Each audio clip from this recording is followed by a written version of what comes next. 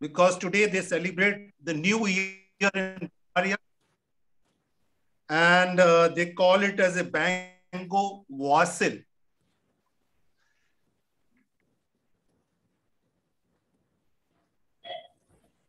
And I wish them a happy new year to Roma brothers and sisters in Bulgaria. As you all are aware, that Center for Roma Studies and Relations has been active for last 3 years in promoting relationship and networking with the Roma communities abroad all over the world. And we have also been undertaking a number of activities to create awareness about Romas within India also. And for that purpose, we have been holding a number of meetings and also issuing newsletters. We have been holding meetings on the important days of Roma calendar, like the Roma Day, Roma's Literature Day, Remembrance of the Holocaust, etc. In addition to that, we have started last 1 year a monthly lecture series. The idea behind this lecture series is to understand the challenges and problems and even the status of Roma community in various parts of the world, in a sense that we hold it specific to a country or specific to a issue. And today we are very lucky and honored to have with us a person who has been associated with not only Roma, but also gypsies, travelers, and have been campaigning for their rights for last 50 years. And he has been the General Secretary of the World Romani Congress from its establishment till 1981, for almost 10 years. And interestingly, he is going to deliver a lecture on an interesting topic, which is Roma politics and India. I think who else will be the right person to talk about India and its involvement with Roma for last many years. We know about the origin of Romas, which happens to be from India. They migrated 1,000 to maybe 2,000 years back. But what has been our association or our linkages with Roma in the present time and the contemporary time, or maybe in, for last many decades? So he has been sitting, he has been involved in various activities where he would have seen how Indians have been involved and what are the aspirations of the Romas for engaging with India. Though we have set up a center, but we really need to know what are the things which Roma would like us to take up and what are their issues, what are their problems. So it is good that we have this interaction, and today we will hear from a person who has been there for 50 years and more, dealing with these issues, taking up these issues at various quarters and various places. So I'm really happy that he's delivering a lecture on an important topic, which will be very relevant to us and which will give us some ideas and suggestions of how to move forward in future years in our engagement with the Roma's institutions, academics, and scholars abroad, and also with our institutions and people in India or the governmental bodies in India.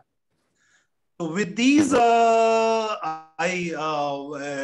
would like to now request Mr. Shyam Parande, who is the Secretary General of the Antarashtriya Sahyog Parishad, who has been involved with issues and Roma-India connection for many decades. He has met many of you and also many Roma scholars, institutions abroad also. I'll request him to deliver a welcome address. Shyamji, the floor is yours. Thank you, Ambassador Sajdev.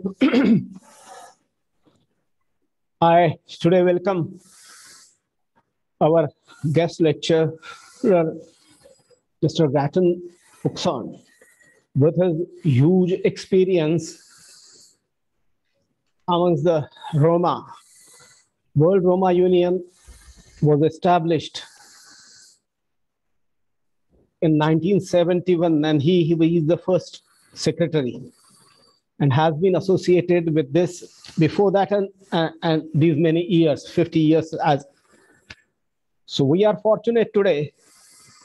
This is the 10th lecture that we started, and every lecture has brought out certain dimensions of Roma life in Europe and Americas.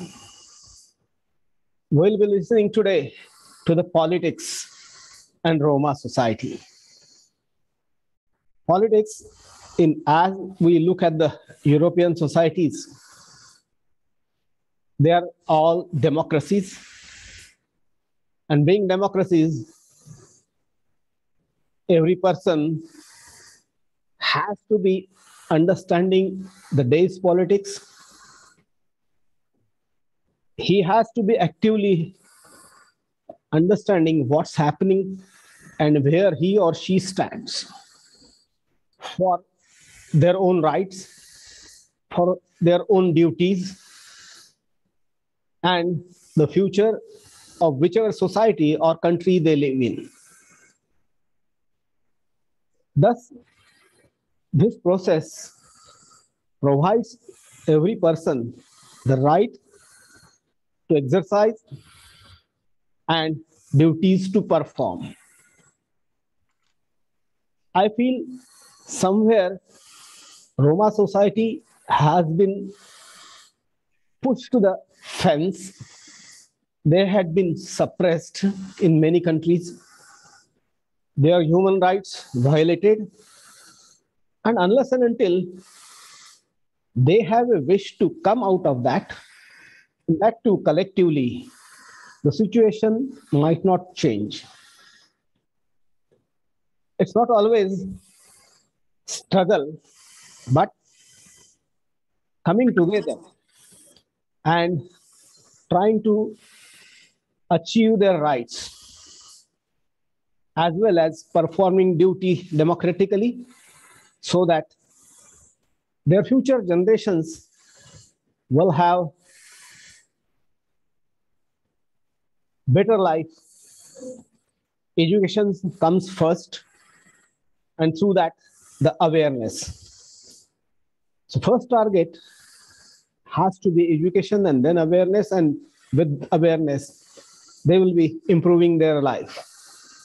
I look forward to Mr. Puxan's address today, the situation about politics, Roma politics, and India. Of course, India has a role that Indian society is trying to come up with. There is very little awareness about Roma society or Roma migration.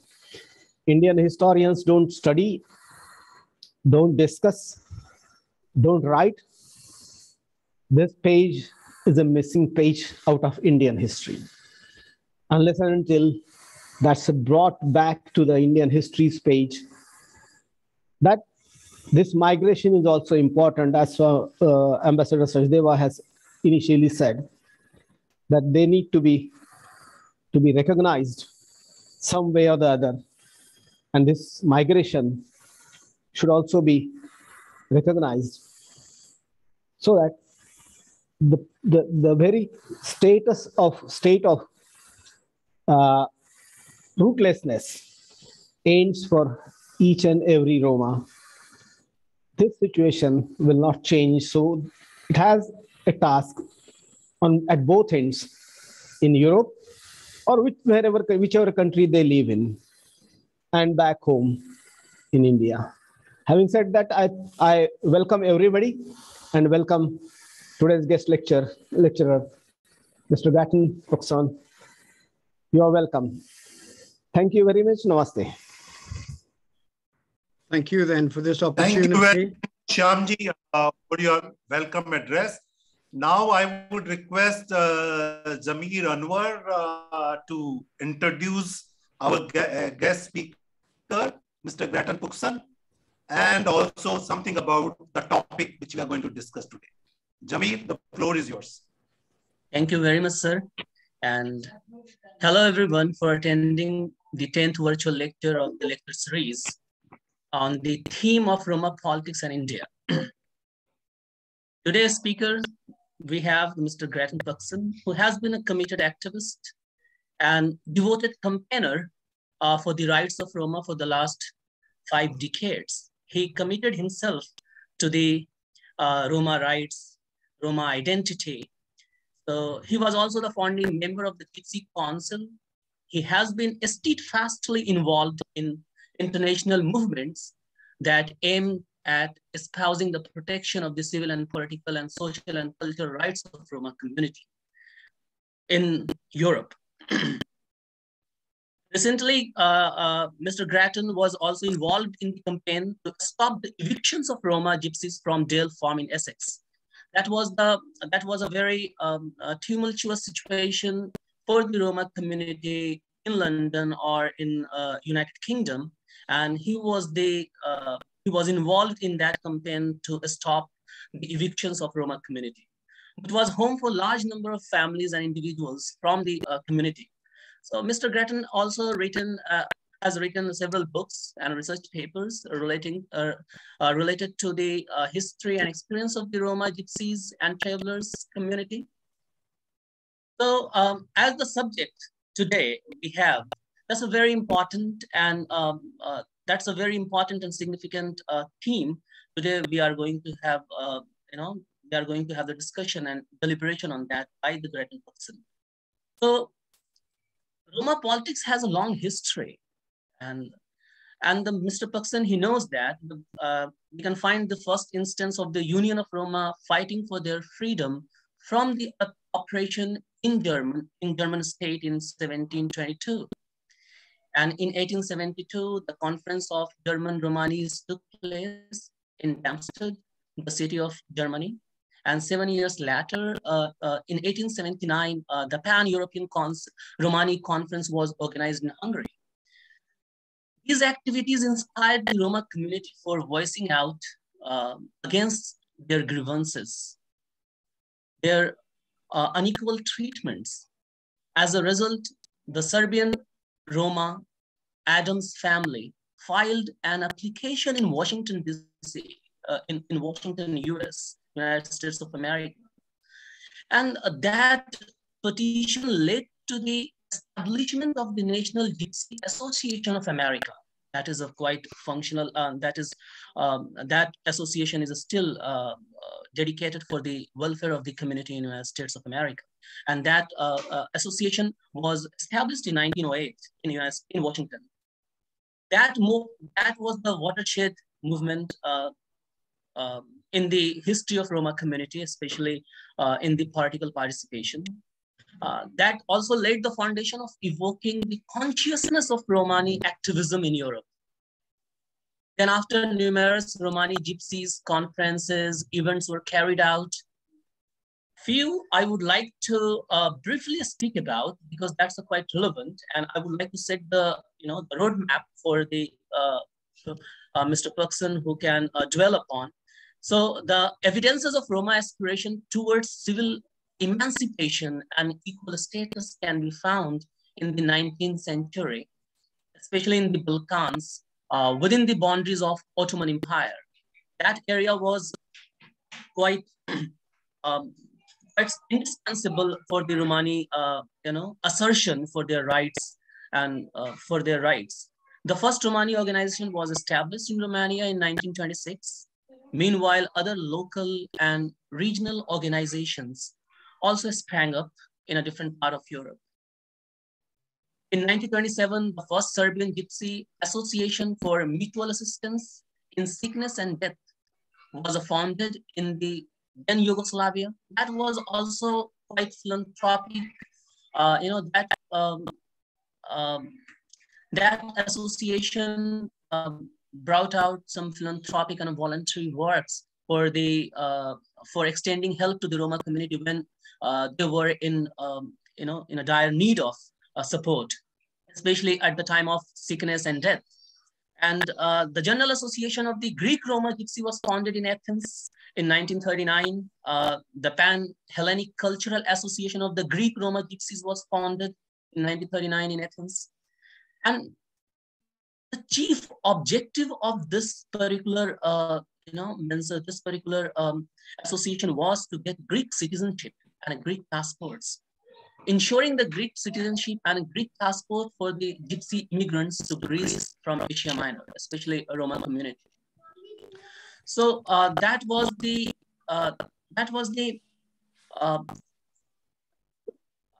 history, the history of the Roma community, especially their associations and their participation in the politics. And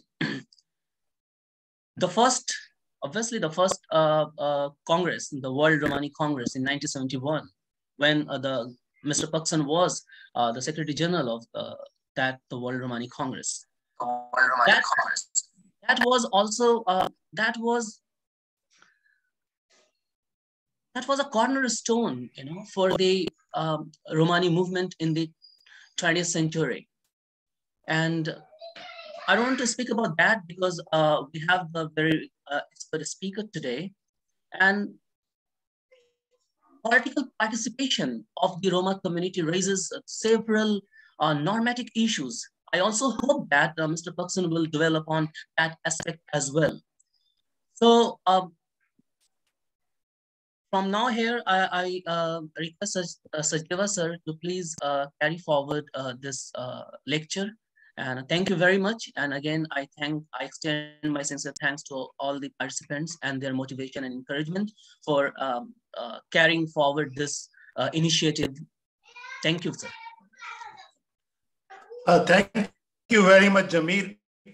Now, I won't take much time because everybody is looking forward to hearing our guest speaker. And so I'll just take this opportunity to welcome Mr.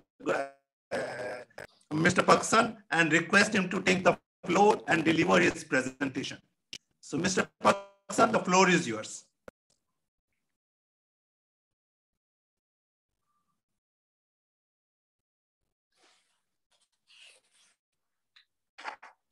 Kindly unmute yourself. Mr. Paxson, you'll have to unmute yourself. Right, thank you for your kind introductions and inspirational words, because quite a lot of that is very relevant today, of things that you're saying. And I'll just say a word about our postponement from the 27th of December, because it stimulated a lot of interest at that time. And as a result, I had a lot of comments and views sent to me and connected to me daily, on a daily basis. And so I've had to integrate quite a lot into my original notes. I hope that's improved them, but I'm hoping also that I can get the points across to you in a sane way. And in these 2 weeks, I've just had my 83rd birthday. So you must recognize I am an old man. Yes, I've been in this movement for 60 years. And these are perhaps the last. I'm now in my last phase, although many people wish it me a further 100 years, that cannot be. And so I'm here perhaps for the one and only time that I will address you. We are in the midst of, also I can't miss saying this, that we're in the midst of all kinds of crises here in Britain and around the world, and momentous events are taking place. Even the monarchy here in Britain seems to be under threat. Boris Johnson, perhaps leaving office, with his secretary, Priti Patel, despite her Indian heritage, has been very hostile. They have both been very hostile to our Roma and traveller communities here in Britain. And as was mentioned, the fight for Dale Farm was totally out of proportion of what needed to be done. I think something like £10 million was spent on evicting 85 families. And the outcome is the families are still there and still possess that land. And the outcome is really still in doubt. I don't think they're going to leave, but they will seek justice as time goes on. And I'm particularly pleased, though, that Rama Naik is here, because we have over the years kept an intermittent connection together, and very much welcome your celebration of the Banjara Roma Day on 8th of April. So I chose that title, Roma Politics in India, so here we go with it. 1947, Nehru declares independence with his famous Tryst with Destiny speech. People throughout the diaspora, as I imagine, must have shared his feelings and had expectations too for themselves, what might be the outcome of Indian independence. But it was not so for us Roma, not for the time being, not for a while yet. We were not connected with India. Politics went over our head. In Czechoslovakia, Jan Cibula was joining a May Day parade. In Yugoslavia, the young blacksmith Fajk Abti was just on the presence of forming the organization Pralipe, Brotherhood. That was the first of many post-war Romani organizations. And the traditional gathering for the Kali Sara at the church in the south of France was taking place, and I happened to be there as a child in 1948. And then all three of us, Dr. Jan Cibula, Fajk Abti, and myself, came together to play an important role in that First World Romani Congress in London. But in the meanwhile, Roma were still emerging from the Holocaust, the Samudaripe, trying to pick up their lives in Europe, divided by the Iron Curtain. And then into that situation in the 1950s came a man called Ionel Rotaru. He arrived in Paris from Moldova. He had lost many members of his family in the genocide. He had assumed the name, when he arrived in Paris, the nom de guerre of Vaida Voivod. And many of his adherents at that time were Roma migrants in the camps who had camped out in the spaces, some of them the spaces in Paris, which are known as the bidonvilles, where they were constantly harassed by the police, I may say. Now, as for myself, I was then working as an apprentice journalist on a local paper in England and was forced to flee to Ireland unless I would go into military service, which I had a conscientious objection to. And it was on the outskirts of Dublin that Vaida Voivod caught up with me in a traveller camp there, where we had occupied a large field and built our own school, but were always under threat of eviction and had already had a lot of trouble. And I returned to England then in 1966 with this ticket, if you like, the ticket of the International Romani Union, as it was, or the International Romani Committee, and a mandate to create the Gypsy Council in England, which then went on to fight the evictions that were taking place in England. That was our policy, to stop evictions as a means of getting into negotiation with local councils over the need for official camping sites. This was quite successful. I think over the following decade, something like 400 official camping sites were provided by municipalities. Unfortunately, many of those have since disappeared. And I would say Roma and Traven themselves would now rather provide for themselves, given the chance. But that chance is often taken from us because of legislation making planning very difficult.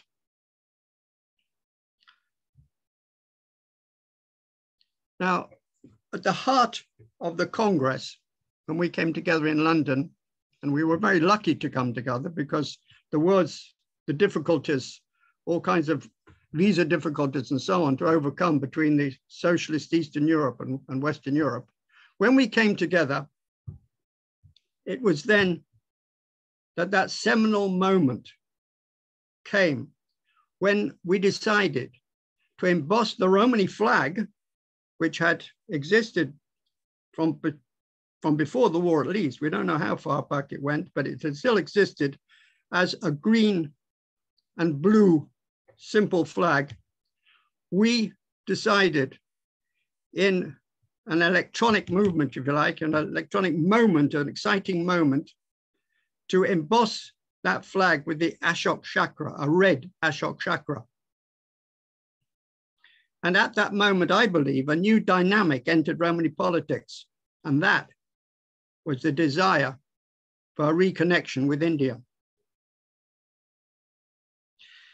And of course, in the half century since the Congress, there's been a lot in the areas of linguistic, cultural, and more recently, genetics to show and strengthen the historic fact of an historic bond existing between Roma and India.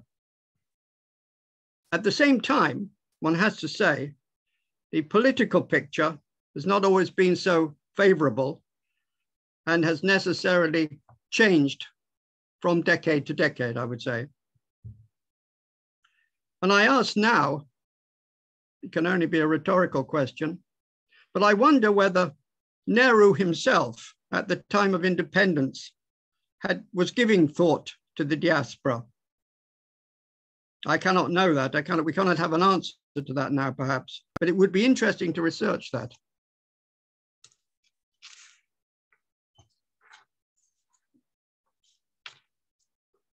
Okay, well, moving forward, I fast forward movement. Let me move forward and fast forward movement. In 2016, this was a very signal moment also for us. I might call it a giant milestone when your External Affairs Minister, Sushma Swaraj, opened the Roma Conference and Cultural Festival and indicated through that recognition of Roma as a people of Indian origin.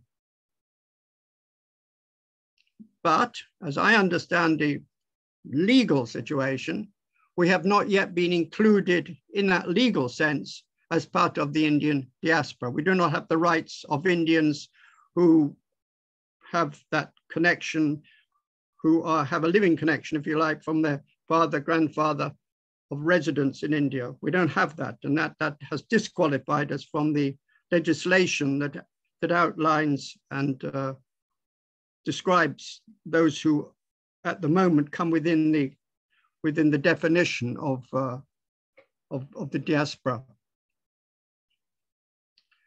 Because it was interesting, I was talking just the other day, in fact, for the first time, to a lady called Salomia Karoli.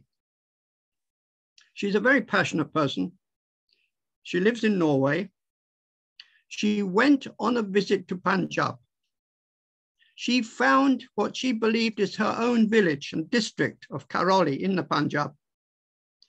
And from that moment on, she has been ardently seeking to become a citizen of India, to be accepted and to be able to come back, well, to live in India.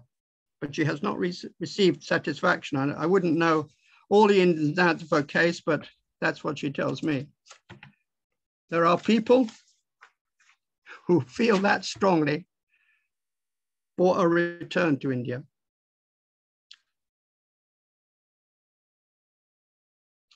And at the same time, I'm only learning now, as a temporary ambassador to Rajan Nizran's Global India series, if that's something familiar to you, about the situation in the diaspora and some failures.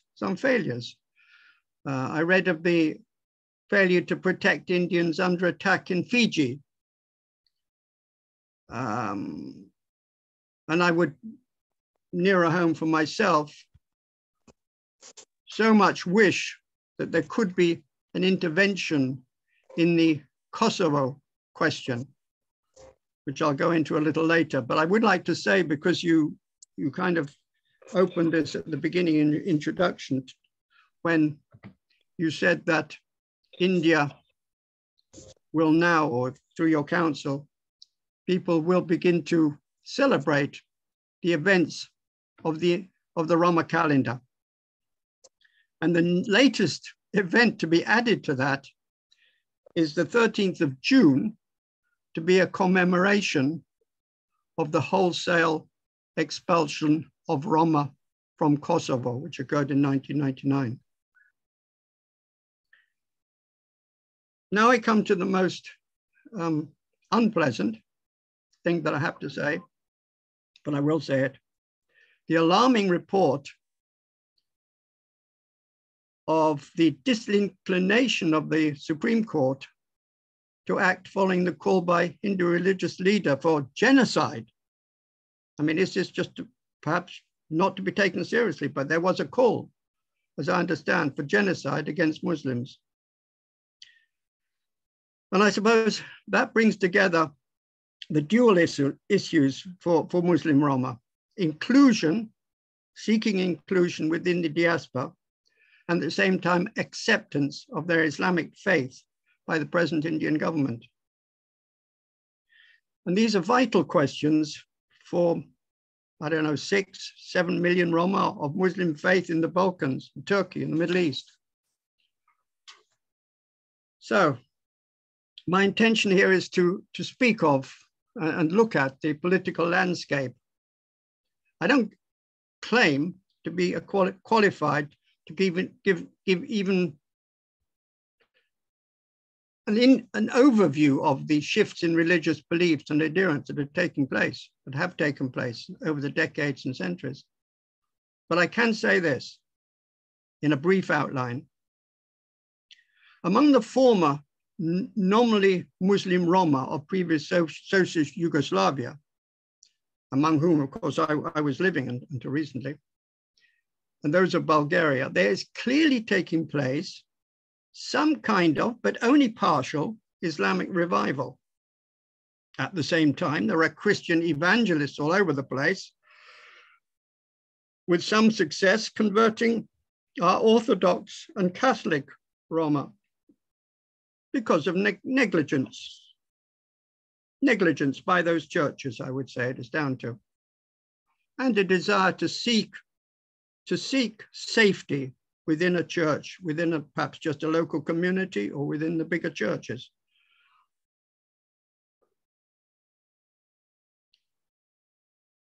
At the same time, one has to very importantly recognize that there are many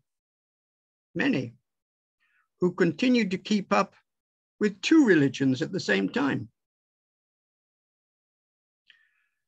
who have done this for necessity of survival over a long history.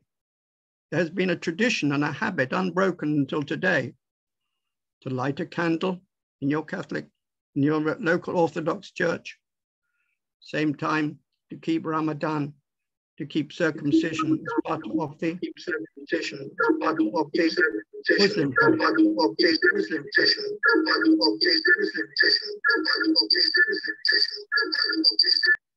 Chetan, may I request you to kindly check why the voice is echoing?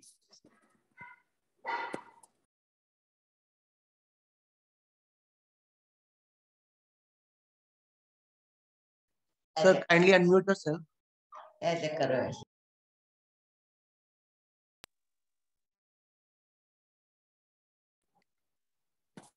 Mr. Puxon, you have to unmute yourself, sir.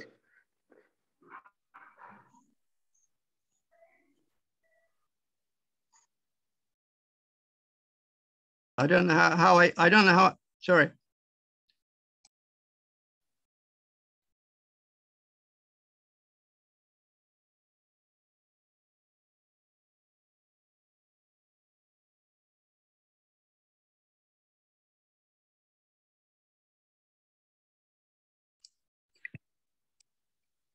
Edwin, you can unmute the speaker, Sir, please. kindly unmute yourself.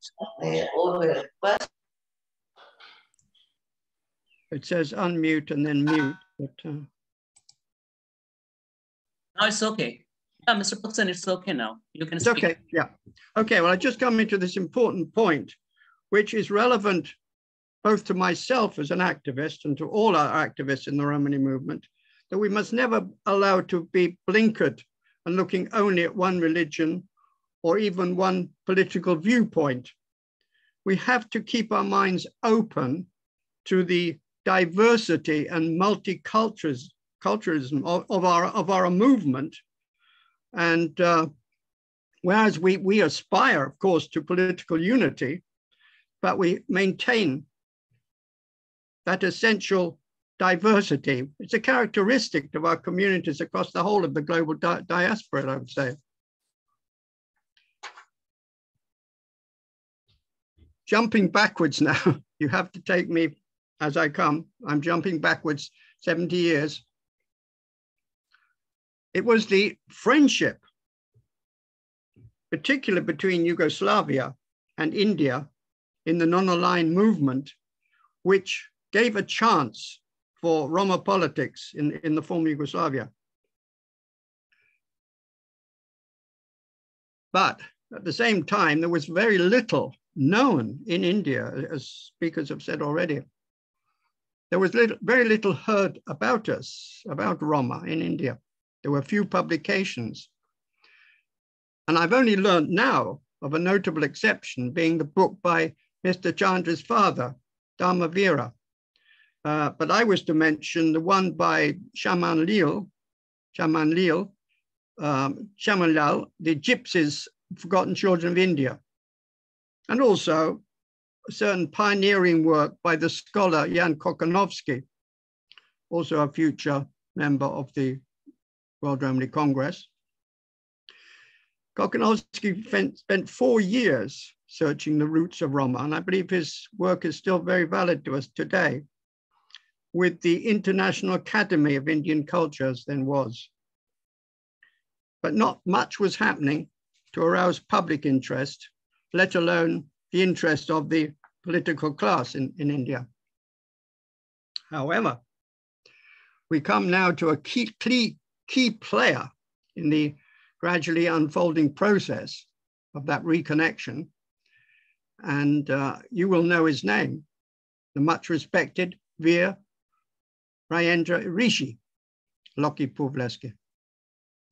In 1971, when I was organizing the Congress, Rishi was an attaché at the High Commission in London.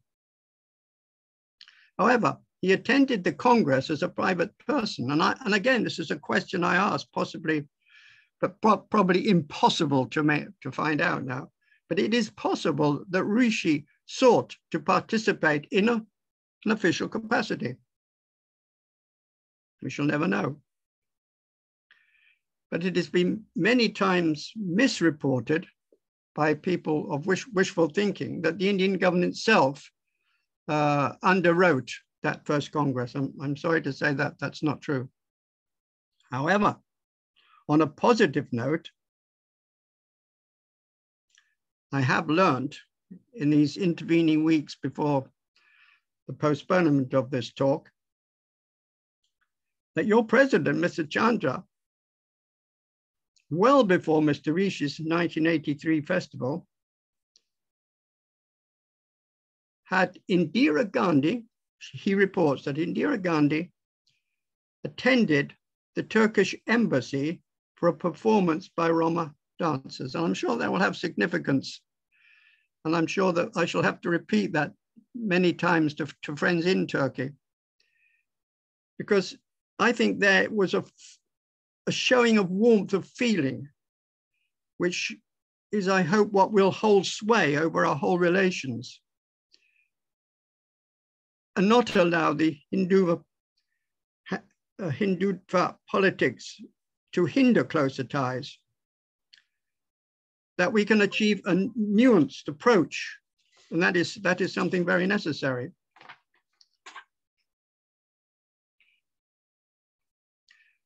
But I can assure you that when we gathered around the table for that first Congress, the choice of that red Ashok chakra had an electric appeal.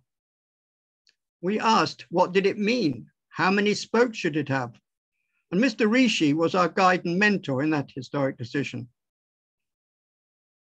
And I find now, 50 years later, hard perhaps to unravel the importance of the London Congress, although it is seen as without much question as a legendary event now, without people knowing necessarily the details that went in at the time, what went in there, what went on, and how we argued among ourselves.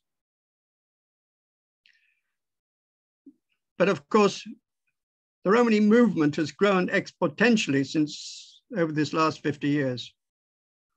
And the flag chosen then has become the ubiquitous banner of national assertion, sometimes of protest, and perhaps belatedly even a symbol of the Gachicano recognition of the Romani people. So then the question is, what can India do? What role can India play in the destiny of the Romani people? I've touched on this, but we are battling right now for justice over the forced expulsion of Roma from Kosovo, when hundreds died and 14,000 homes were burned. While this was happening, the nearest embassy, the nearest Indian embassy, was in Belgrade. And I have something to say about that later. The embassy in Belgrade played an important part earlier. Perhaps India, on a simpler level, will be able to give effective support to the Romani language, as Selahattin Kuezi and others wish. Perhaps in time to come, and I think this has been touched upon, that Indian diplomats will be briefed on the history of the Roma, on our problems of today, or the problems of our surrounding society that they impose upon us.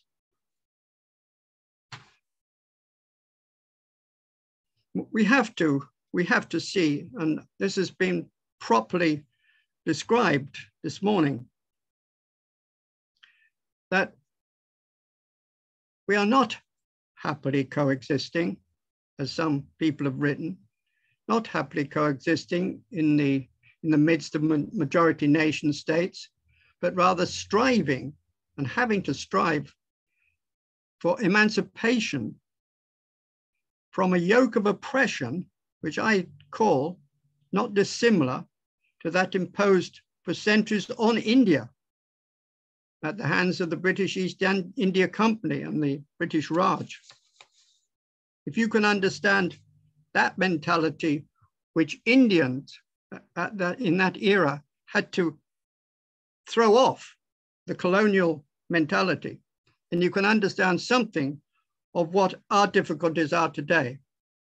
The difficulty of having been third-class citizens for so long that you are already and ready still to say, sir, and bow and beg.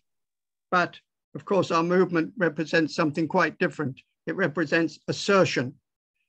It represents recognition that we have rights and we must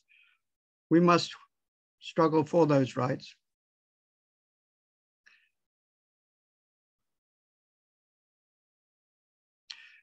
I was fortunate then after the Congress to remove myself to the one place where Romani political potency already counted, and that was the township of Shutorazari on the outskirts of Skopje. Baik Abdi, who I mentioned before, was now a mature man and had been elected the first Rom MP to the Macedonian Parliament from the constituency of Shutorazari. And when I arrived there, the Congress adopted flag was flown for the first time everywhere. And I was carried shoulder high that day as the General Secretary. But to assess what was going on in Yugoslavia, you have to also consider that our first president, the man we elected president at the London Congress, Slobodan Beberski, when he came back to Belgrade, he had to say that the idea of a Romani state which had been so much the part of the program of Vaida Voivod. And I'll just add here that Vaida Voivod had hoped and told me that if Germany could be prevailed upon to pay the same kind of war crimes reparations to the Roma nation as had been and was being paid at that time to the state of Israel, could this not be a fund that could be at the basis of the creation of a Romani state? We took it seriously at the time. So seriously, in fact, that I was allowed to present a memorandum at the High Commission in London during the visit of the Indian president of that time. It is not something we carry with us today. But we have something in its place. Something that has been given to us by the World Wide Web. It has given us a platform for interconnection, such as we're doing today. An interconnection which amounts, in the minds of many of us now, to a virtual Romanistan. And if you like, within the bubble of this virtual Romanistan, we are able to seek our political unity. And I'm sure that when the COVID epidemic subsides finally, there will be the next World Romani Congress at which we can consolidate what we've been fighting for over these decades. FAIC at that time had created the Party for Full Emancipation of Roma. And he confided to me his ambition to build a continental-wide party. But the agitation within Yugoslavia, as I had to experience it, coming out of that base of the Romani-controlled municipality, for FAIC soon found himself battling for a second term in parliament against the opposition, and strong opposition, which included police raids of his members, of his voters, his supporters. But fortunately, while things were not going so well for us in Skopje, they had turned a corner in Belgrade. In Belgrade, Aleš Bebla, wartime partisan commander, and then serving as deputy foreign minister, was circulating a radical memorandum which urged the League of Communists of Yugoslavia to concede to the mounting demand of Roma for an upgrade in the constitutional status, an upgrade from that very lowly sounding status of an ethnic group to what was called in Yugoslav terms narodnost, that is nationality. And importantly for all of us at that time, if we can reflect back to then, nationality status carried specific supported benefits in the areas of language, of culture, of median share and exposure. And Aleš Bebla, this you will like, Aleš Bebla arranged a meeting for us with Ambassador P.N. Menon, then serving in the Belgrade embassy. And this, of course, was facilitated by the friendship between India and Yugoslavia at that time. And yet, when we entered the embassy, I have to tell you this because I want to tell you things from the inside, if it were. It was quite a feeling we were conspiratorial because somehow outside there was some hostility to what we were doing. We had our supporters like Aleš Bebla, but we had people in Macedonia who didn't want to see Roma arising to a higher status.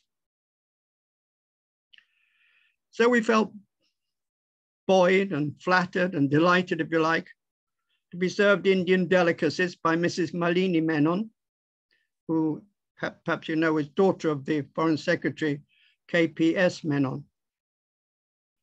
And soon afterwards, the Menons drove down to Skopje. And on entering Shutozari and seeing the people in shalvar, in their clothing, they exclaimed that this was like entering an Indian village, an Indian township. And it was beautiful. But it was spoiled because there was this tension going on between us in Shutka and the Macedonian authorities. And to my extreme embarrassment, nobody from the municipal council appeared to welcome Ambassador Menon. And he waited there in my home, being served coffee by my wife, baffled, not understanding what was going on, to be honest. And only about an hour later, this embarrassing situation was saved by the, well, I would say the courage of young actors in the Pralipe Theatre group who spontaneously put on a production of their latest stage show. And what can I say? Afterwards, Abdi blamed this whole fiasco on the local hostility, which this hostility I talk of was further manifest quite suddenly on me by being ordered out of the country, and I was expelled from Yugoslavia. And my wife suffered a miscarriage on the journey. And that ban lasted 2 years, a big red stamp on my passport. But happier times were coming. I returned to Shutka. Mr. Rishi came to visit me there. And on a hot June evening, he mounted a balcony to address a huge wedding crowd. And I remember so well, the biav fell silent. The dancing stopped. Faces turned upwards to hear. And there was ecstatic applause to his opening words. Amaro rat, taitumaro rat, yeksi.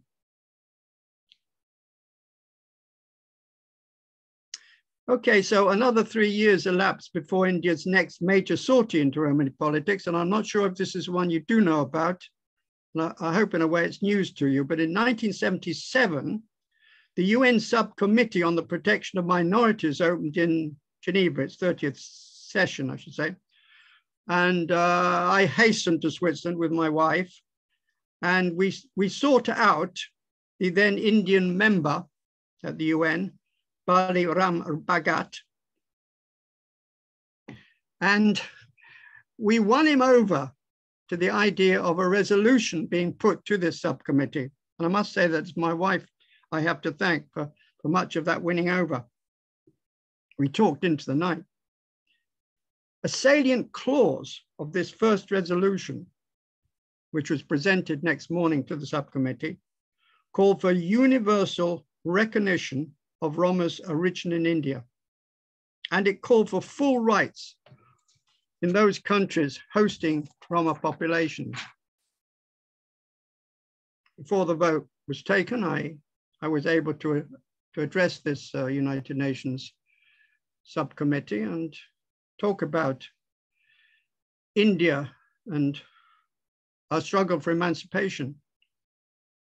But as soon as I sat down, this is the truth of politics, voices from Eastern Europe, notably from Romania, opposed the passage of this simple resolution, and a compromise had to be sought whereby the clause linking Roma to India was deleted.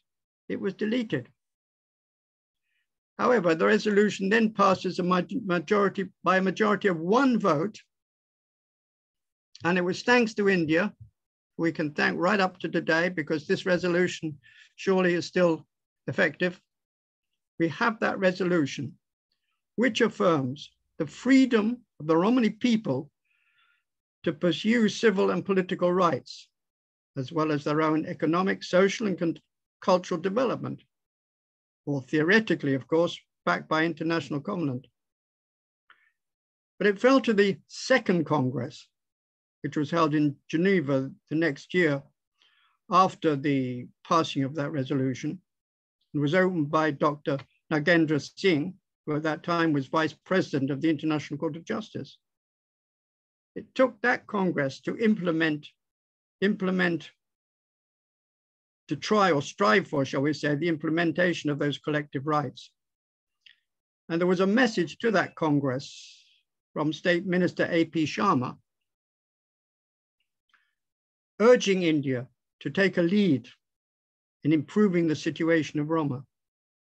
And we were fortunate then to have, as a spokesman, Yul Brynner, at the closing press conference in the Palais de Nation, he claimed, perhaps too optimistic at that moment, that India fully supported the aims of the Second World Romani Congress.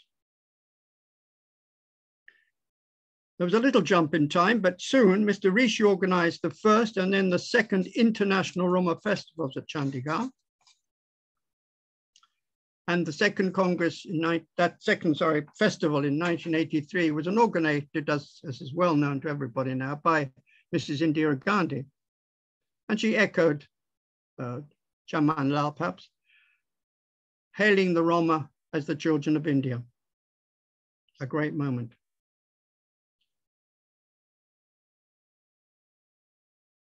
However, Roma leaders, meanwhile,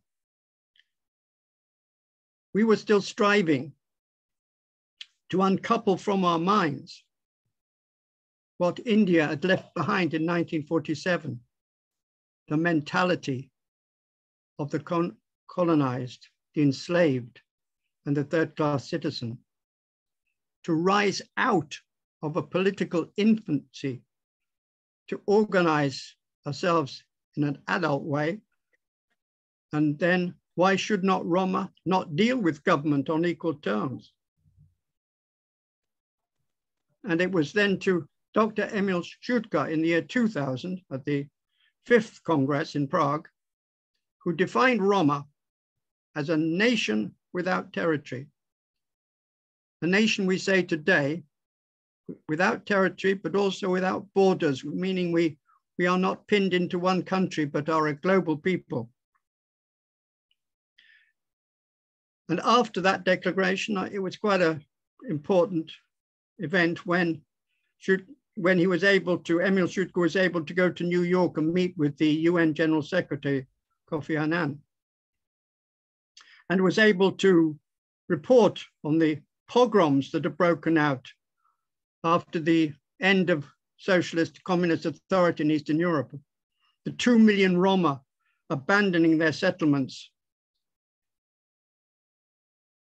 And of course, came later the case of Kosovo and the expulsion by Roma militia, by the Albanian militia of so many families.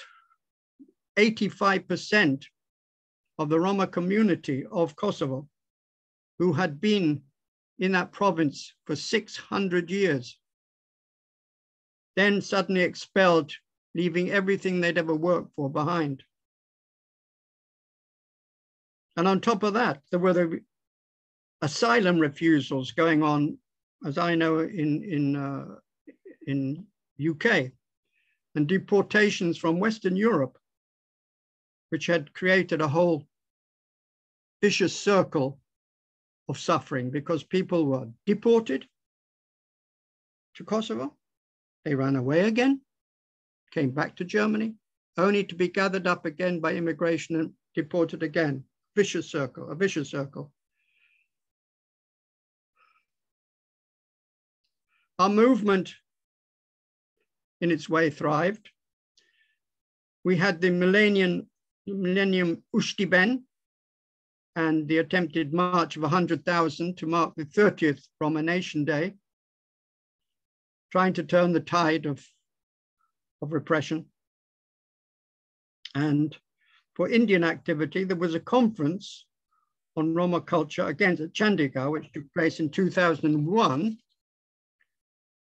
And meanwhile, Mr. Rishi had kept up, I think importantly, circulation of his journal Roma, going out to, I think, something like 40 different Indian diplomatic missions around the world, which is extremely useful. And it's something I hope that we can pick up again today, because you say you're producing a newsletter, for example, and if that is circulated to the embassies, that would be very useful. It would be a connecting point.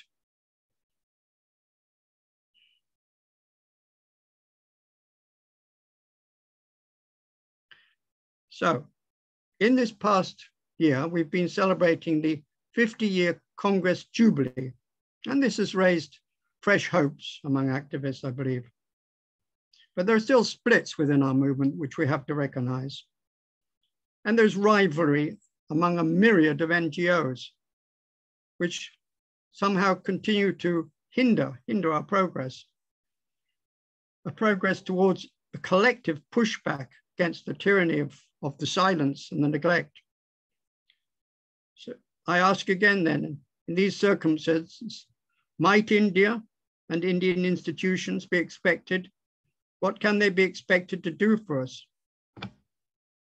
Perhaps you know best. Perhaps with a clearer direction from New Delhi, diplomatic missions could increase their local involvement, could perhaps initiate action at the United Nations. Or I ask, must such involvement await a formal decision concerning Roma status within the greater Indian diaspora? I think not. I think there is much that can be done without that first happening. We must not wait for that to happen, but must do what we can today. Yes, it's 2 generations since Rishi, since the UN resolution of Ram Bhagat. Leaders and scholars have come to India and kissed the soil of Bharotan. Can Roma ever expect protection as a national minority?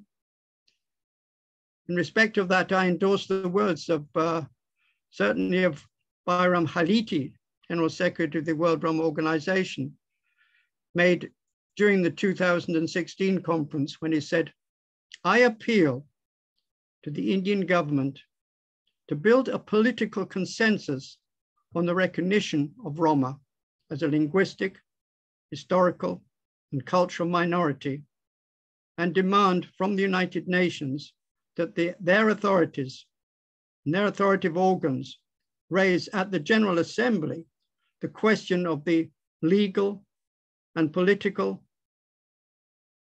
status of Roma everywhere. My final words. Red chakra turns for 50 years, a banner over hopes and fears. Can it ever truly be India will help set Roma free? Thank you.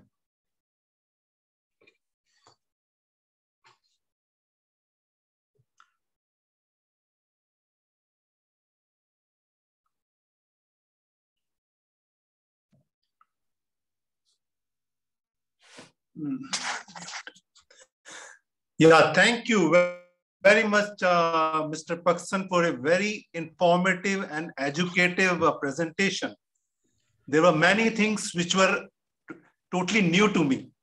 And you had really traced the whole history of Indian connections, which you had been personally seen and involved.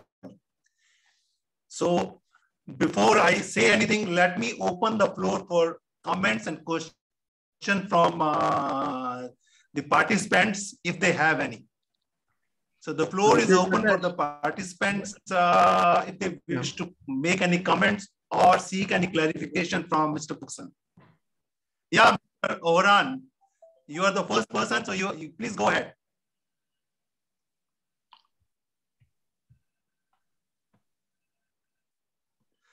Mr. Orhan? Orhan Kalyuc. You might be muted, perhaps.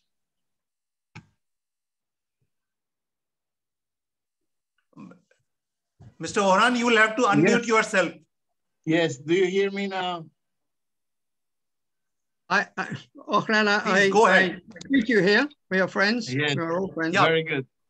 Thank you. Well, first of all, thank you very much, Greta and Paxton, to get to this very important historical. Actually, this is our life that we have had from the 1960s, later from the First World Congress. But at the moment I'm in Turkey, let me say also that here, as you might know, I am going to establish Eurasian Roma Academic Network headquarters here, supported by the mayor of the Izmir, to get kind of a world Roma library, research center, and so on. And I'm on a good way to make it happen for the World Day of Roma on 8th of April. Well, only thing why I raise immediately my hand is that I'm in the front of my next meeting, chain meetings I have today. But it is incredibly very important what Greta Paxton has been going through, explaining, especially to you in India, what we wanted and so on. Also, I can add one thing. In my family in Kosovo, we always learn and we always were looking how we can make a better connection with our country of origin. My uncles and my grandfather as well, taking into account, first of all, the language. We knew that where is our country of origin, but in the same time, seems that Yugoslavia was a place where the uprising of Roma could play and played an historical role of the Romani populations in Kosovo. Greta Paxton very well knows that in ex-Yugoslavia, sometime in the 70s, there was extraordinary big action of emancipation of Roma led by Slobodan Berberski, Rajko Đurić, and others. That time I was a student, young student in Belgrade. And for me, it was very good, very beautiful. I got very proud who I am, of myself, and as well of my origin. And we do remember also the two visits, very important two visits to ex-Yugoslavia, to Belgrade of Her Excellency Indira Gandhi, and then Rajiv Gandhi as well, who mentioned to political personalities the connection of the Roma and India as well. What I would end here is last words of Greta Paxton are of extraordinary importance. We are divided in today's Europe by the religion, by the names, by the origin of our country of birth even. When I say that I'm from Kosovo, there are some problems. If I say, yes, I'm living in Holland and I'm from Netherlands, it's something else because, well, this is connected to a political status of us Roma. Well, as Greta Paxton explained, this vicious cycle of political migration. Migration of Roma is not simply that we are nomads, as some would say, oh, war happened and then Roma are moving. No, we have to leave to survive, to avoid killings, murdering, and so on, as happened during Second World War. So again, my appeal to the extraordinary friends from India is that we really have to sit as soon as possible, and we have to talk how the Romani movement, how the Romani cultural heritage can enrich our origin, can enrich relation between Roma and India. I am not going anymore to say, yes, my origin is from India. I am always saying, yes, I'm from India. I know that. And this could be a point that for many millions of Roma could be a support, have political support, but in future could be also economical support. India is not the poorest country in the world. The Roma has to turn into a modern movement, into not a donor-driving movement. It is not a political movement that has kind of colors. Roma, thanks to the Indian knowledge, Indian experience, Indian history, we have to learn from you how we can organize ourselves, bringing those very important democratic values to the Europe. Europe felt from examination of democracy in the questions of Roma. And this is well known because many politicians from European Commission, European Parliament say that there is no really good results in helping Roma to avoid this vicious cycle. Of course, when one would look how Roma are poor, how Roma are poor, economically poor, how Roma are politically not organized, and so on and so on. So, because I have to go, I'm very happy to see Gratan Paxton. And happy birthday to you, Gratan, again. I'm sorry that I didn't get, directly to you. But also, I'm cordially greeting my friends that I know from India, from the organization. And this type of Zoom meetings are so helpful. And we should continue. And I am looking forward. It's no matter about the COVID, but we can find a way how those Roma who are really in the front of the movement could be much more responsible in a sense of a good relationship, building political, economical relationship with India. So there should not be question. Could be something like a platform, a way where we have to open the doors for the millions of Romani people around of Europe, around of the world. I thank you very much for your attention. Obsasto, Fofran. Backlo tomorrow drum G.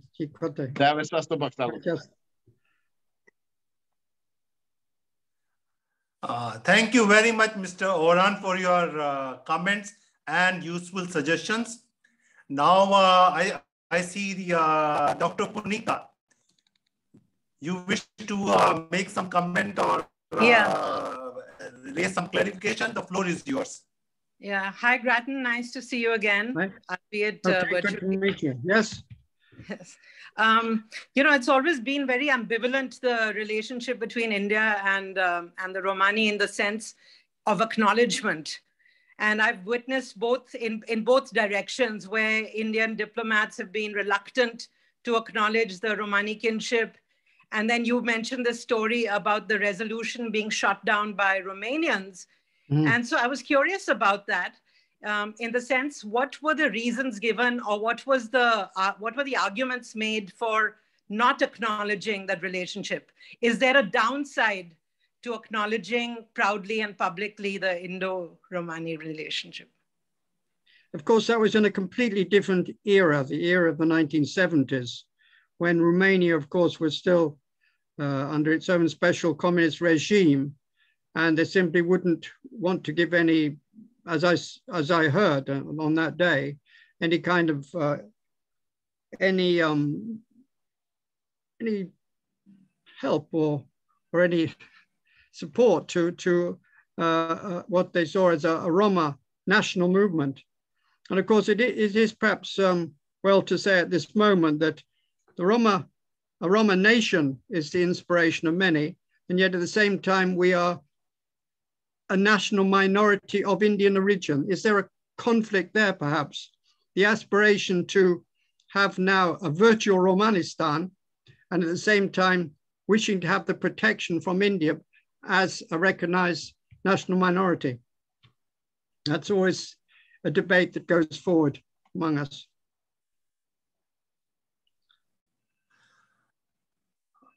Okay.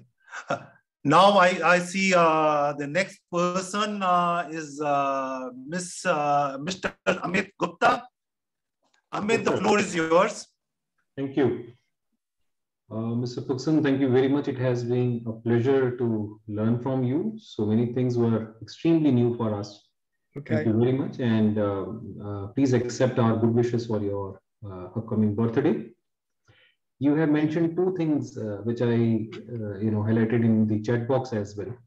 One of the term that you used is Hindu politics or Hindutva or Hindu politics. May I know the context and why do you say so?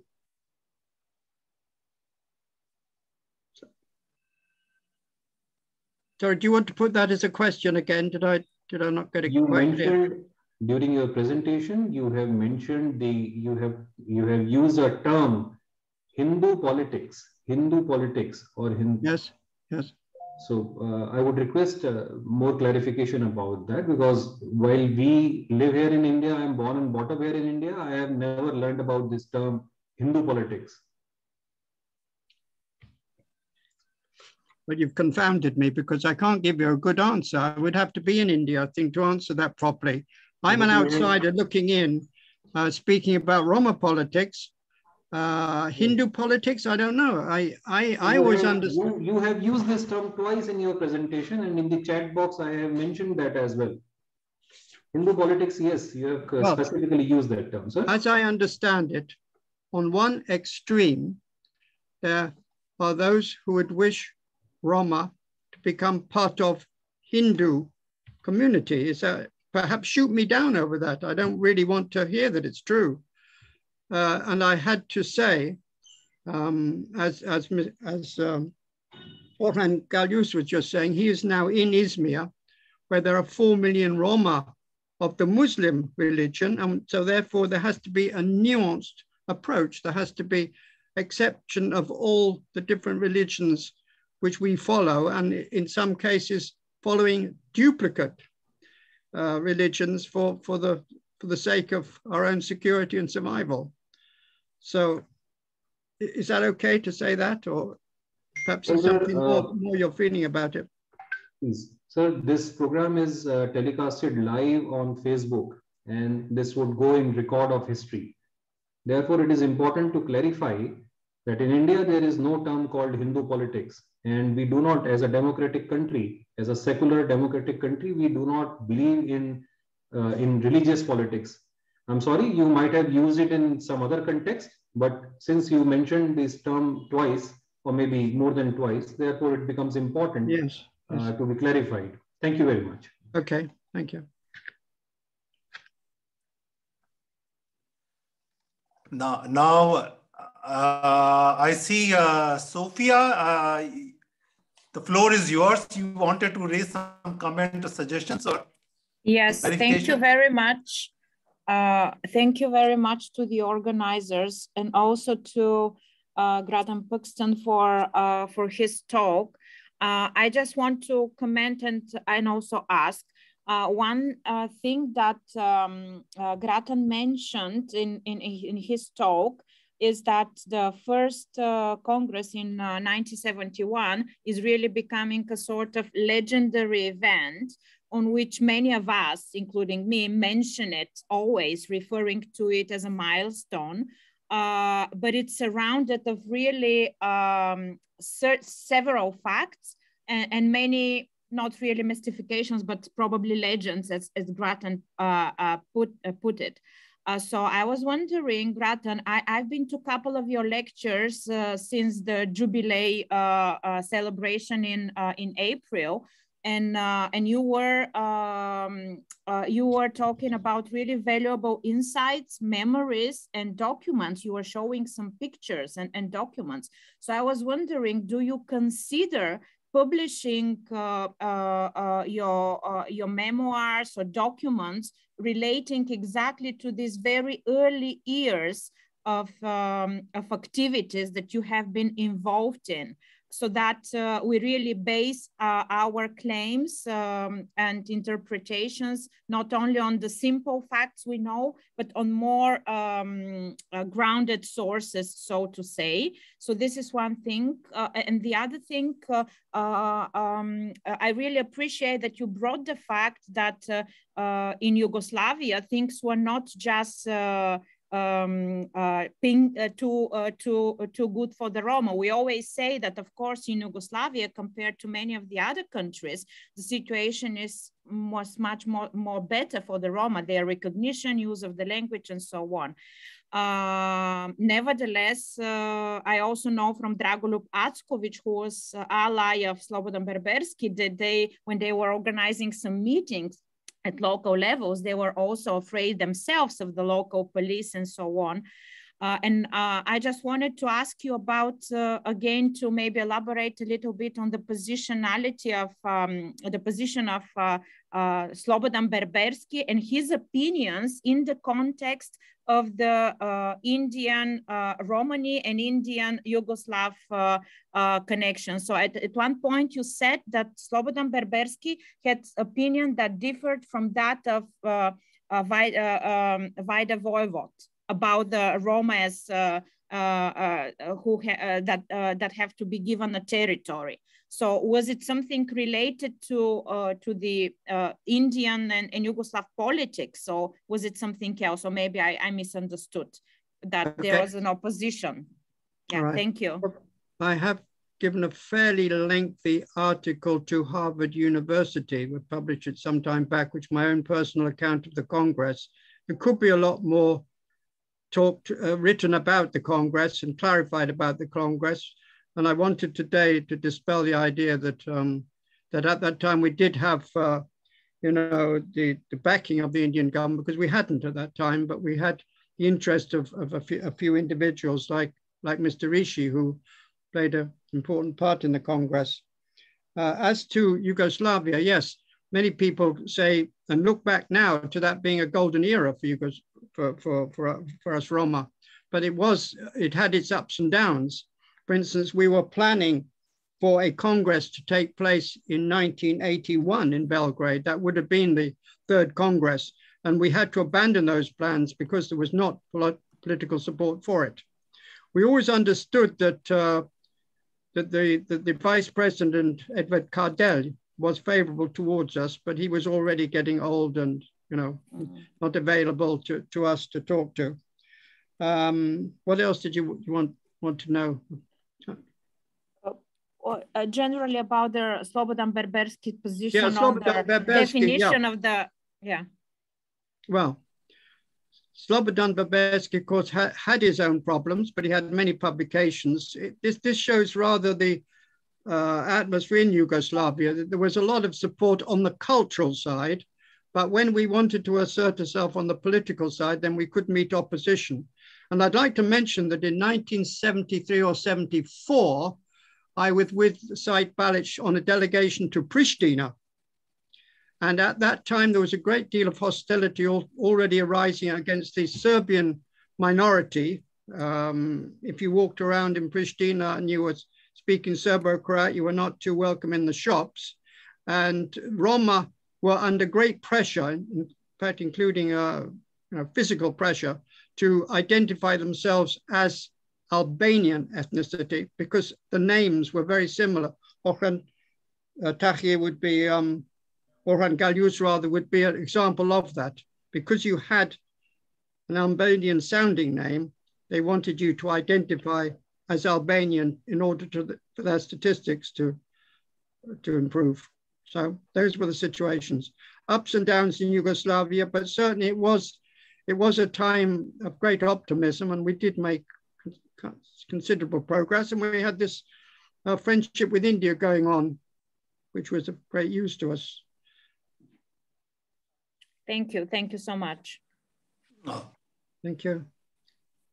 Jamir, you had raised the hand. Do you have any question or any comment? Yes, sir. I would like to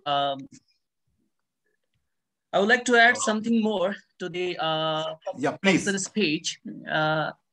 First, I would like to say that India always stands in the solidarity with the Roma community.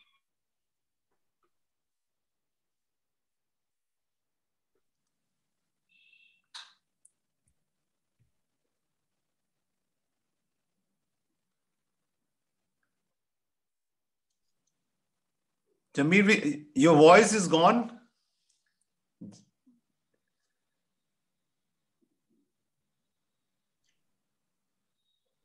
Hello?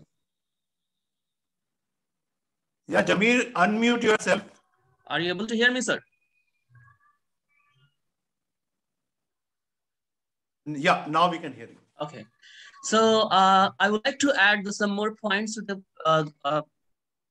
Pakistan speech and this Pakistan lecture, that India always stands in the solidarity with the Roma.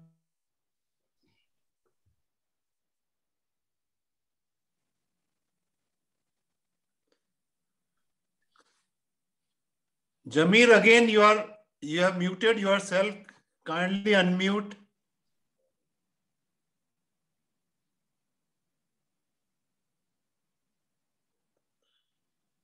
Jameer is not connected. Yeah. Yeah, connected now. Are you able to hear me, sir, now? Yes. Sorry, there was there was a problem with the network connectivity. So I'm so sorry. I would like to add some more points to the Grattan Pakistan speech, that India always stands with the solidarity with the Roma community. If we remember that in 1997, when the Miss Lakshmi Kumari Chundawat, she visited the Indian Parliament. She was the member of the Indian Parliament in 1973. That she visited in Novi Sad, Belgrade, Novi Sad, and there was the different very there was a very different environment at that point of time in Novi Sad when she attended the Romani settlement in Drone. Specifically, there was a musical mesmerizing music contest in that city. So Chundawat, Miss Chundawat expressed that India and Roma, they are, as Pakistan also said that, Virendra Rishi said that your blood and my blood is similar. The same statement made by Miss Lakshmi Kumari Chundawat.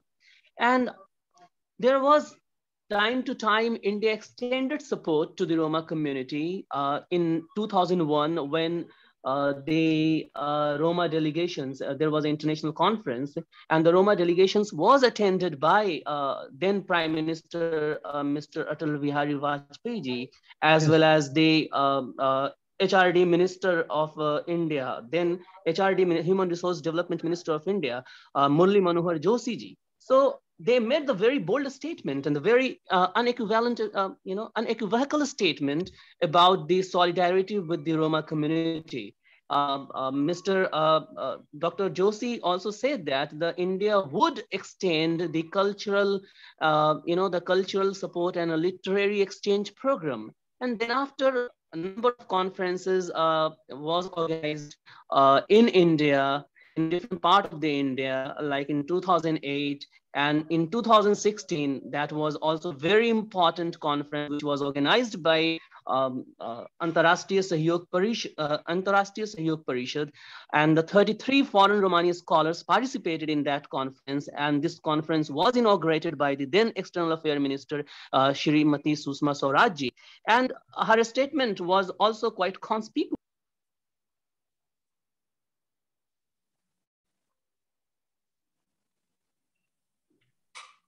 Indian solidarity with the Roma community. Even after that, in Indian Parliament, and the honorable member of the Indian Parliament raised question in the Indian Parliament, and in 27th of April, and the then External Affairs Minister responded to that question in Indian Parliament. So in 2018, there was also another conference organized by the Antarashtriya Sahyog Parishad in collaboration with that's a National Museum. So India always stands in solidarity with the Roma community, and Indian missions and Indian missions abroad, it doesn't mean that there was a reluctance. It might be possible in these 1970s and 80s, there was a different situation, socially, culturally, politically, prevailing in India. But for the last 5 years and 6 years, we have witnessed there was a very aggressive as well as unequivocal steps taken by the government of India and the Indian Council for Cultural Relations and Antarashtriya Sahyog Parishad to extend the relation, to strengthen the relation with the Roma community, to extend the outreach with the Roma community. We are trying to connect with the Roma people across the world, not only in Europe, even in Latin American countries, or means the United States of Americas. Everywhere we are trying to connect and extend the outreach with the Roma community. So yeah, it is true that India has not accorded the diasporic status to the Roma community officially, but we do consider that they are of Indian origin, and that has been proven. That is something axiomatic, that goes without any doubt. There was a genetic linkage, a cultural linkage, historical linkage, the civilizational linkage and the linguistic linkage with India, proven by and substantiated by not only Indian scholars, but the Western scholars and European scholars. So there is no doubt about the Indian connections, though there are some prevailing different narratives and different line of arguments about the origin of Roma community. But it is quite clear. It is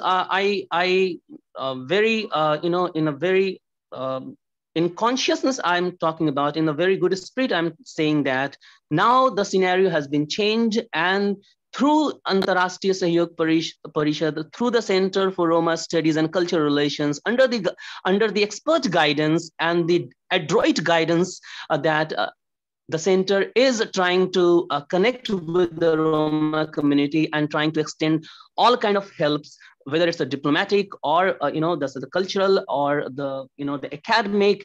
So we are here to help and extend the support to the community. And in a different conferences, even the senior members like ICCR president and the director general of ICCR, they have assured that they would provide the scholarship, the fellowship to the Roma people. They can come to India, they can study in India. So yeah, it will take time, because there are some legal and as well as the constitutional issues as well. So but we are trying our best. We are putting our all endeavors to get some kind of recognitions to Roma community. That I would like to say. Thank you very much, sir. Thank you, Jamil. Mr. Paksan, would you like to say something, or? Am I heard now? Yes. Yeah. I just to say that we can hear you. Yeah. There is an irresistible warmth between ourselves and India. And I remember in the first time that I was in Yugoslavia, and there was the popular Indian song Ramu Ramu, and this immediately was taken up by the wedding bands, wedding musicians around Shujka. And it became a popular song. And the warmth there is there. But politics is another matter. Politics is difficult sometimes. I mean, I can see that India might not want to intervene on our behalf. Well, it might cause some other political problems with a local country. It might be Hungary, it might be Poland, I don't know. But politics is a tricky sort of game. But I'm very glad to have those reassurances and the words of Zamir, that things are getting better and we can expect more as time goes on.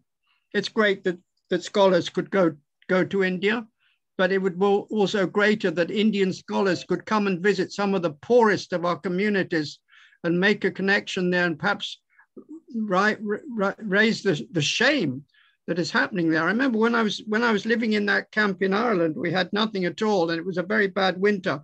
And an Indian gentleman came there and he said, "This is worse than anything I've seen in India. This is terrible." So we would like, yes, our scholars to go to India, but we would like some of your scholars to come and make that close connection with us and with our communities, particularly in the Balkan region, where the poorest are suffering at the moment. Oh, thank you very much, Mr. Puksan, for your remark. Now, I don't see anybody raising any hands. Yeah. So, Rajeshji? Yes. Yeah, I just wanted to add that, this comment you made about the poorest of the poor. And Punita ji, you want to say? Yes.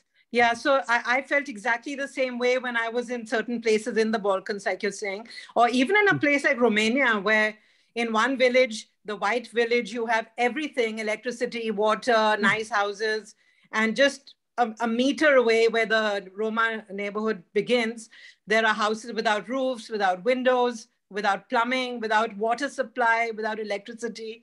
And, and then the claim that Roma are dirty and so on, when there's no provision, no municipal facility is made. So yeah, that totally resonates. And certainly finding that kind of poverty in Europe is shocking, is really, really stunningly shocking. But anyway, one could go on about all that. But I just wanted to say that younger Mr. Rishi is also here. And he's not been well, but he still joined from his bed. And so I just wanted to also urge him, as Sophia was urging you to document your stories. I have also been urging him to document his father's stories, some of which are still, to be written up. And there's quite a lot of material, I think, that could also be brought forward. Right, Mr. Rishi? That's nice. I hope Mr. Rishi will get well soon. Very much. Hello, can you hear me? Mr. Rishi. Yes, we can hear you. Okay. Happy to hear from you. Yes. Welcome, Mr. Rishi, and we really eager to hear your voice. Oh, I'm very happy to hear this program also, and I'm very grateful to Mr. Grattan Puksan. He's been my mentor, and he was good supporter for my father also. He wrote many articles in my father's magazine. And there was one professor, Dr. Vania, who done research in India, done his PhD in India. Yeah, and he wrote in his notes, he said that blood of Roma and the blood group of Indian is the same. And his books are written in French. He was Russian immigrant, but spent his lifetime in France. And the other thing is Mr. Grattan has been very active in the Roma movement. And we wrote many letters to Indian leaders to recognize Indians as Indians diaspora,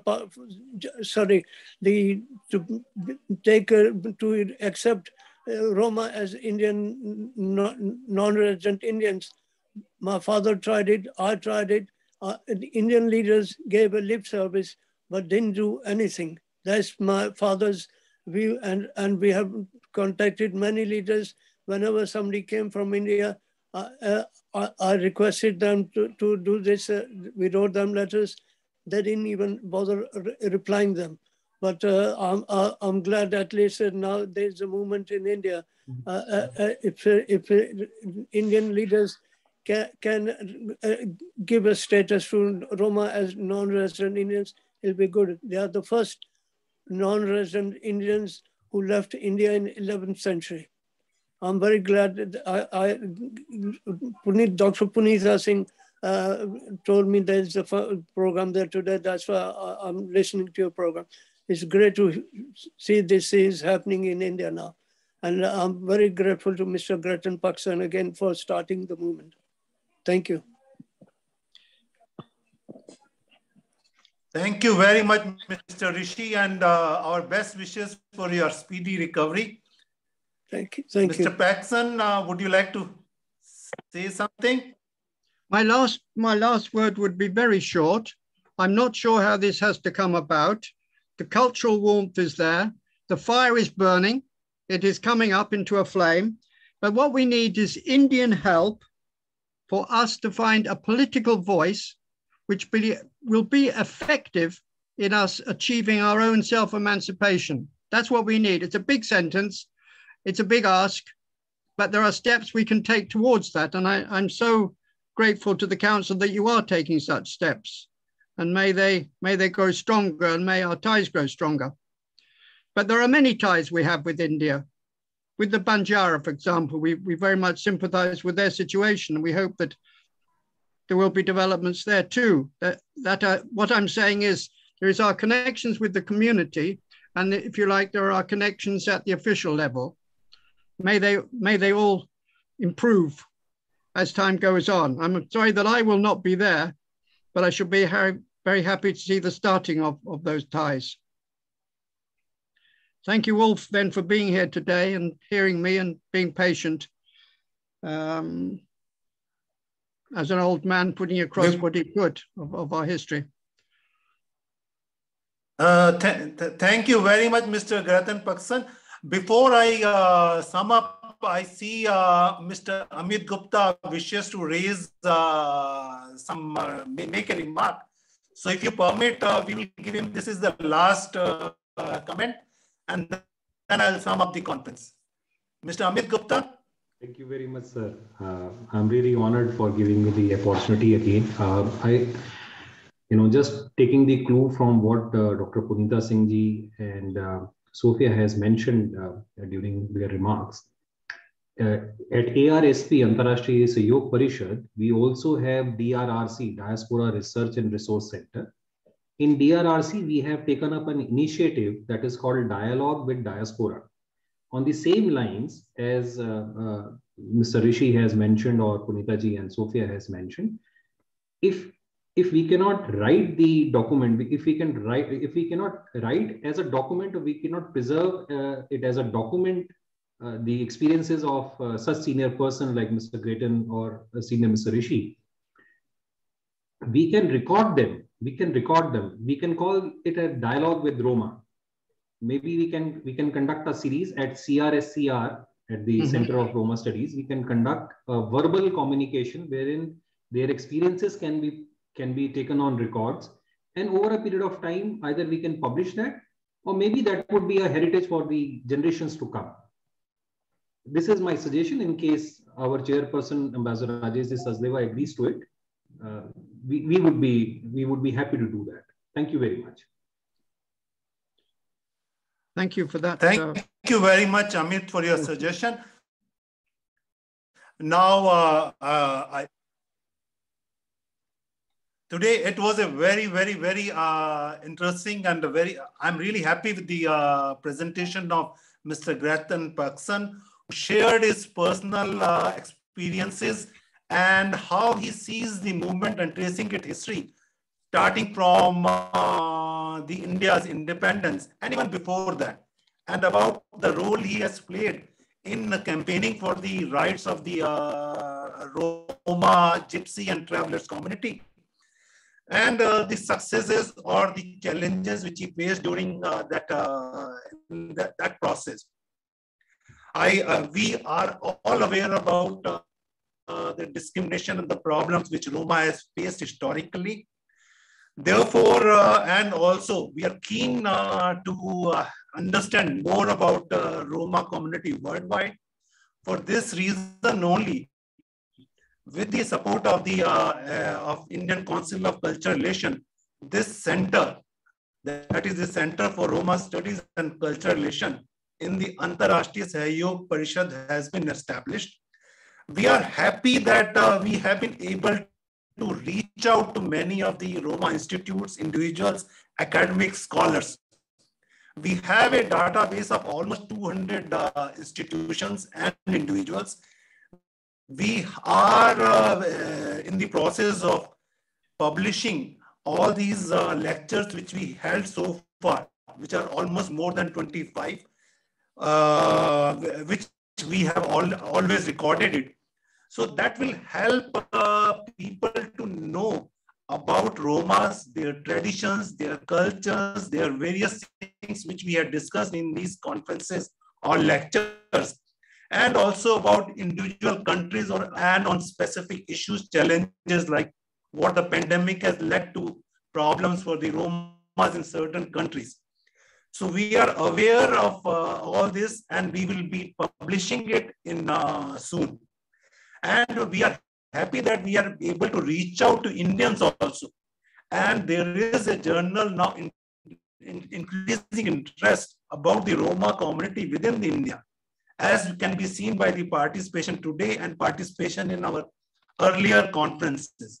Our new fortnightly newsletter does cover the challenges as well as the achievements of Roma. So we do carry negative as well as positive stories as published in various journals or various news outlets in the world. So we are happy that some progress has been achieved. There is a increasing interest in the Indian establishment, the governmental sectors also, about Roma and how we can help them in social, cultural, and other activities.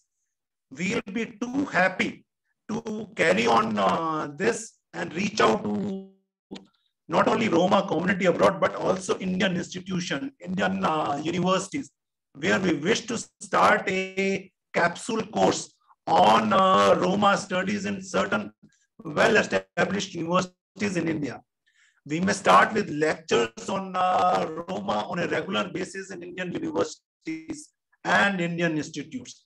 So these are our ambition. And as has been suggested by Mr. Paksan in his presentation also, we are trying to reach out to our Indian diplomatic missions abroad also. We are sharing our newsletter and also intimation about monthly lectures with them, so that they will be sharing these lectures with them in the countries where there are a large number of Roma community. So there is a forward movement, and we do hope it will have its impact on in a long-term basis. So with these, I'm really happy to see so many of you attending. Thank you. Thanks a lot to Mr.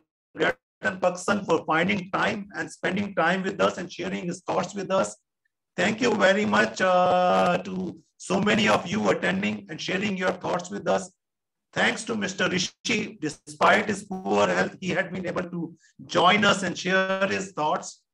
So we look forward to see you in our future lectures, and always welcome suggestions from you, because your suggestions will be very useful for us in how to proceed further in taking up the issues of Roma, whether economic, whether it is culture, whether social, and even political issues with our authorities in India and institutes in India.